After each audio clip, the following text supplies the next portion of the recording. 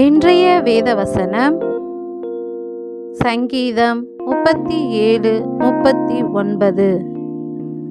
நீதிமான்களுடைய இரட்சிப்பு கர்த்தரால் வரும், இக்கட்டு காலத்திலே அவரே அவர்கள் அடைக்கலம்.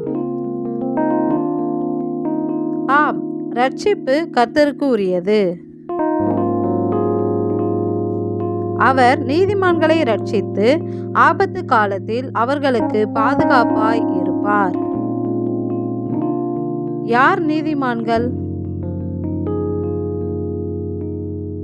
அவன் கர்த்தரை விசுவாசித்தான், அதை அவர் அவனுக்கு நீதியாக எண்ணினார் என்ற வார்த்தையின்படி தேவனை விசுவாசிப்பவர்களே நீதிமான்கள்.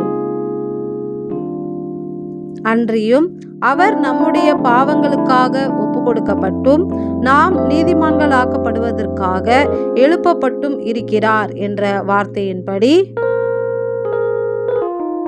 நாம் கிறிஸ்துவை மரித்தோரிலிருந்து எழுந்தார் என்று விசுவாசிப்பவர்களே நீதிமான்கள்.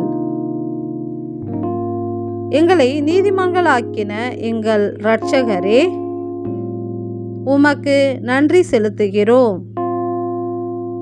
நன்றி.